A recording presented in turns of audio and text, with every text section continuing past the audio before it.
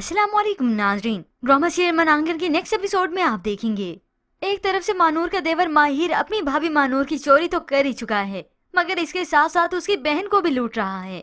उसे रेस्टोरेंट लेकर जाता है, अच्छा सा खाना खिलाता है और जब बिल देने की बात आती है तो बहाना यही करता है कि उसका तो वॉलेट ही खो गया। अब यही रमशा बिल पे करने के लिए भी तैयार है, मगर ये माहिर तो मजीद झूठ बोलता है कि उसने तो शॉपिंग करनी थी।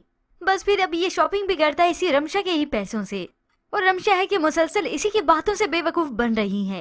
अब यूं ही रमशा इस माहिर को ढेर सारी शॉपिंग करवाती है।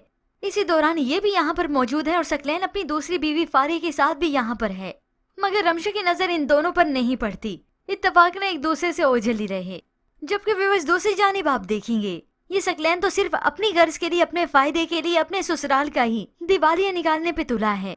अब यही सकलैन घर बेचने के लिए डॉक्यूमेंट्स भी तैयार करवा लेता है।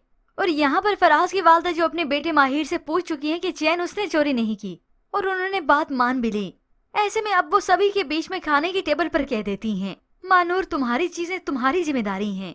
अगर अगली बार कुछ गुम हुआ तो कोई हमसे सवाल जवाब नहीं करेगा। बस फिर इस सब के बाद तो माहिर को और भी मौका मिल गया। वो भी सामने ही बैठा था कि मैं आराम से इस घर में जो चाहे चोरी कर सकता हूँ, कोई कुछ कह भी नहीं सकेगा, और खास तौर पर ये भाभी तो कुछ भी नहीं कहेगी। ऐसे में मानूर जो अपनी सास की इन तल्ख हमें बातों को बस इग्नोर ही कर रही है, सब्र करती है, सिर्फ इसलिए क्योंकि उसके पास फराज का साथ है। वो अब अपना सारा फोकस स्टडी पर करती है ताकि मैं अपना करियर और बेहतर बना सकूं।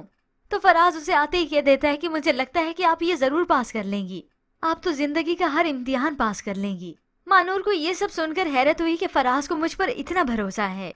और यूं ही कुछ वक्त बीतने के बाद जब यही मानूर अपनी वालदा के घर गई, मगर इससे पहले उसे क्या पता था कि वहाँ पर क्या हो गया। सकलैन जो घर बेचने के लिए वो सारे डॉक्यूमेंट्स तैयार करवा कर अपनी सास के पास आता है और वो भी सिग्नेचर कर देती है कि वो इस घर को बेच दे। बस फिर आज इस सकलैन की और भी खुशी की इंतहा होती है, क्योंकि एक तो उसने फारे के साथ बाहर ट्रिप पर भी जाना है और ऊपर से ये काम भी हो गया। अब जब थोड़ी देर बाद महानूर यहाँ पर आई तो तब उसे मालूम होता है कि उसकी वालदा ने वो घर बेचने का फैसला कर लिया है, पेपर्स भी साइन कर दिए।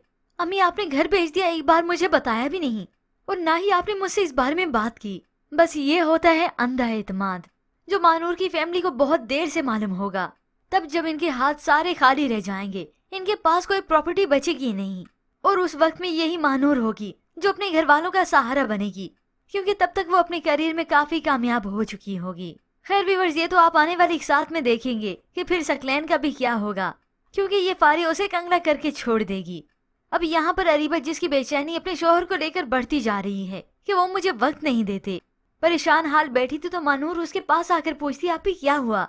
तभी वो ये सारा मामला बताती है, मुझे वो वक्त नहीं देते, सारा दिन काम ही करते हैं।